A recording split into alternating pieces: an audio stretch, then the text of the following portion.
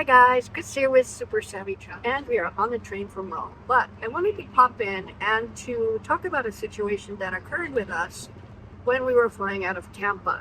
Now, those of you who know us well know that I have a disability, and as of last January, that disability got markedly worse. In a nutshell, I've had 3 hip replacements. One of them was a failed hip replacement and had to be redone, which left me with nerve and muscle damage to the point that I have problems with mobility and I have to use a cane a lot of the times, especially on rough pavement. And really, yeah, just that. It's a disability. And last January, I fell and pretty much dusted my ankle, which still has not healed all the way, so the cane helps with that as well. As a result, we have Gigi. And as you know, Gigi is a rescue dog that we rescued in Italy and trained with a lot of time and energy devoted to it, trained her as a service dog so that she could fly with us in the cabin. Gigi is trained specifically to help me with my disability in that when I need her to retrieve things for me, she retrieves them. In addition, she helps stabilize me in the central storicals when I'm working because I have to go up and down stairs and things like that, and she helps pull me up the stairs. And she is protection. Now, for those of you who know us really well, you know that we had a stalker in Italy. And this stalker had burned our car and had mobilized certain people against us, causing death threats. And this stalker has sent extortion letters, threat letters, pretending to be the mafia and trying to basically get rid of us so they could take over our business. Now, we have done handlings with this particular stalker. We hope it's handled. But I will tell you something, that when your car gets burned and you get significant death threats, you tend to be a little bit edgy. And I want to point out that when the car was burned, Gigi alerted us that the car was burning so we could put it out so it didn't burn the rest of the cars in the parking lot and the neighbors' houses. I won't go into the details. There is, on our Patreon channel, there is a full explanation of that and who did it and why. And we're just going to leave it at that. But I will tell you that Gigi is protective of us. And she knows she has to be. But she's also always under our control. So what happened in the airport was that we were standing in line. We had arrived about 4 or 5 hours early for our flight. So we were in the waiting area waiting. Everything was fine. Everything was under control. When the flight was announced, I got up, as I always do, and put myself in the pre-boarding line with Gigi and with Pete, because it takes me a little while to get installed, to get Gigi installed, to put away the cane, all of those things. And everybody always lets me pre-board because I have an obvious disability. Now, there was a woman who appeared to work for KLM. I'm not going to say that for sure, but she appeared to work for KLM, who waved me out of the line. And we went over. And she said she didn't approve of Gigi's behavior. And she didn't act like a service dog. And I said, what behavior do you not approve of? Well, she shouldn't have a diaper. I said, that's a pee pad. We buy pads for Gigi to pee on, and she is house trained in that she pees on the pad and only on the pad. And when we fly, especially international flights, we bring a pee pad along because you can't expect a dog to hold her bladder for that long without an opportunity to relieve herself. In addition, she said, well, I don't like the way that she sniffed another passenger. Well, the passenger was standing very, very close to me, and she will sniff that passenger because she's looking for a threat. The passenger turned around and smiled and actually wanted to pet Gigi. So all of these are arbitrary, and none of these are in the ADA or ACAA guidelines. ADA is Americans with Disabilities Act. ACAA is the Air Carriers Accessibility Act. Let's go over these acts together, shall we? Now, another thing I wanted to bring up is that this woman, as soon as we started to push back, shoved us off on a coworker while demanding to see certification that Gigi had been professionally trained. Now, there's a form that you have to fill out and upload in the Delta website that goes over all of this stuff. You are attesting that the dog is trained. You are attesting that you're going to handle the dog's pee-poo habits or whatever. You're attesting to those things. And I signed it myself because I trained her. Pete and I trained her. And both of these women said, you can't sign it yourself. It has to be signed by a trainer. And I said, excuse me, that's crap. because I showed them the ADA guidelines, and the ADA guidelines specifically state that there is no certification required and that it does not have to be done by a professional trainer. Neither one of these women wanted to look at what I was showing them. And in fact, I said, you are only allowed to ask me what this dog does to help with my disability.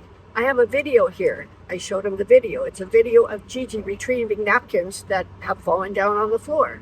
Gigi retrieves things for me. That should have been the end of it right there, but no. They had to call their superiors. They had to do this. They had to do that. They wasted time. We were the last on the plane. Our luggage was on the plane. They caused significant stress and upset, and I'm still mad if you haven't seen it. It wasn't until I started talking about a lawsuit that suddenly the coworker took us over and specifically avoided the nasty woman who started all this in the first place and got us on the plane. Now, let me tell you something. First of all, the nasty woman was just being nasty. She was just targeting us and she knew it. Secondly, the other woman was untrained and did not have any idea what she was talking about. If you're a gate agent on any airline, you should be trained in ADA and ACAA specifically about the requirements for a service animal. These people obviously weren't, because they had to be on the phone with their superiors and this guy and that guy, and even when I was asking for them to bring their superior out, they refused. So the reason I'm doing this is, number one, to put Delta and KLM on notice that this kind of stuff is not allowed, and secondly, to let you know how to avoid a similar situation in the future. Let's hope it doesn't happen on Delta and KLM, because we are filing a lawsuit, because this is not okay. Now, another thing I wanted to bring up is they said, oh, well, we don't see your form in the system. We had uploaded the form, and we found out later in Amsterdam that there was a problem with Delta's system, and they couldn't see the form. However, we had a paper copy of the form that we provided them, and again, that should have been everything. So my question was, what is this now? Is it because of her behavior, which you won't give me any specifics on, or is it because of the form? Well, you don't have the form anyway. Yes, we do. It's right here. What behavior specifically do you object to? Again, nothing. Now, I'm going to read to you directly from the U.S. Department of Transportation website, specifically about the ACAA Act, which is the Air Carriers Access Act for service animals. It says service animals. Service animals. Under the Air Carrier Access Act, a service animal means a dog, regardless of breed or type, that is individually trained to do work or perform tasks for the benefit of a qualified individual with a disability, including physical, sensory, psychiatric, intellectual, or other mental disability. Animal species other than dogs, emotional support animals, comfort animals, companionship animals, and service animals in training are not service animals. Things to know. What kind of documentation can be required of persons traveling with a service animal? A U.S. DOT, Department of Transportation form attesting to the animal's health, behavior, and training, which we submitted. And a U.S. DOT form attesting that the animal can either not relieve itself or can relieve itself in a sanitary manner if the animal will be on a flight that is 8 hours or more. Those things all apply. That form we did fill out and we uploaded, and our flight was more than 8 hours. Airlines are not permitted to require other documentation from service animal users except to comply with the requirements on transport of animals by the federal agency, a U.S. territory, or a foreign jurisdiction. Under what circumstances may airlines deny transport to a service dog? Airlines are permitted to deny transport to a service dog if it violates safety requirements, e.g. too large, too heavy to be accommodated in the cabin, poses a direct threat to the health or safety of others, causes a significant disruption in the cabin or at the airport gate areas, or violates health requirements, prohibited from entering a U.S. territory or foreign country. Gigi has an EU passport. Everything is up to date. Prior to coming into the airport, we had her do her well dog check with the vet in Florida, and I want to give a big shout out to that vet. This was Dr. Beck at the VCA in St. Petersburg, Florida, and in fact, he had written us to see how our trip went, which we really appreciated, and we're going to send him this video so he can alert all of his guys too. So thank you, Dr. Beck, for everything. It also says airlines may also deny transport to a service dog if the airline requires completed DOT forms, service animal forms, and the service animal user does not provide the airline these forms. Now, we had those forms uploaded. They couldn't see it. Luckily, we had printed out a copy. So always print out a copy of everything. Now, how do the airlines determine whether an animal is a service animal?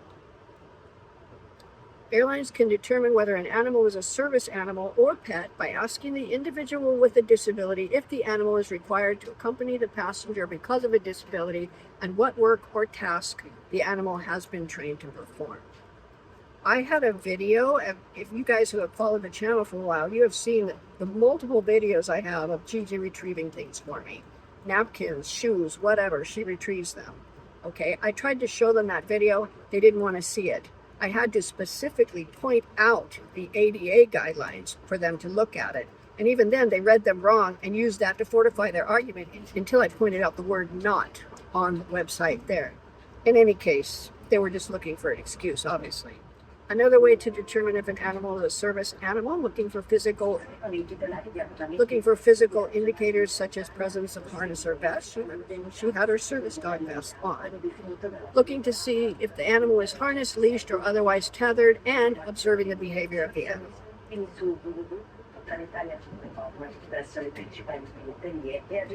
So this woman was telling me that her behavior was unacceptable. There was no disruption. There was nothing. And when asked for specifics about unacceptable behavior other than just that the lady didn't like us, she refused to come up with anything specific.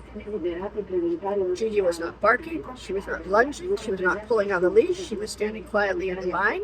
And she wasn't bothering anybody, much less providing a significant disruption in the airline, in the airplane, or in the gate area. Now, we have traveled internationally with Gigi at least 6 times over the course of her life with us, and she has never had a problem. And this was absolutely unbelievable. It clearly violates multiple sections of the ADA, the Americans with Disability Act, but it also violates multiple sections of the ACAA, and it's a civil rights violation, and it's a federal violation. So this is not something to be taken lightly, and I'm very much hoping that Delta and KLM will educate their people and discipline this nasty woman who obviously had it out for us for whatever reason. Now, here are some tips for traveling with a service animal on the Department of Transportation website. It says, if your service animal needs to relieve itself, please ask an airport or airline professional for the location of the nearest service animal relief areas. They have them. Gigi hates them, so she pees on the pad. Basically, your service animal must be permitted to accompany you in the space under the seat in front of you, like down at your feet. And small service animals may be permitted to sit on your lap if it can be done so safely. Now, Gigi sits with us on our lap. When we got on KLM, I will say that the KLM people and the Delta people, other than the nasty woman, were working to try to help us. And on KLM, they had a little special seatbelt. They said she had to be secured. I said, no problem. We hooked her up and seatbelted her to us, and she was on our lap the whole of the trip. Your service animal cannot block a space that must remain unobstructed for safety reasons. Example, an aisle or access or an emergency exit. Okay, we didn't do that. The airline is not required to upgrade you to a different class of service to accommodate your service animal. We're fine with that. Airlines cannot refuse to allow your service animal on board because it makes others, passengers or flight crew, uncomfortable. Now, obviously, if it's a vicious dog, they can deny you, but I've never seen a vicious dog, and Gigi is not a vicious dog. Your service animal must behave properly. An animal that engages in disruptive behavior, example, barking or snarling, running around, and or jumping onto other passengers without being provoked, will not be accepted as a service animal. Gigi did none of that, and she never does any of that. As I said, we have her under complete control all the time. Now, if you encounter a problem, it says, if you believe your rights under the Air Carrier Access Act are being or have been violated, ask to speak with a complaints resolution official, CRO.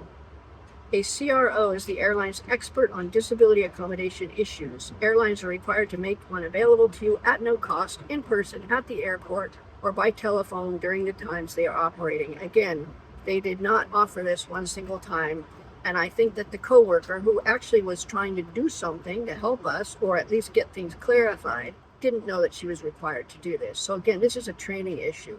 So we have two issues here. We have one lady that just took a dislike to us and Gigi on site and wanted to make our lives a living hell right before we boarded. And secondly, her associate, who then was thrown under the bus by this woman and told to handle it, did not have any clue what the laws were and what she was required to do. There should at least be minimal training on this, because let me tell you something. Travelers are usually retired people. Retired people are older people. Older people have disabilities. So, Delta and KLM, you guys better get your stuff together on this stuff, because ours will not be the first lawsuit.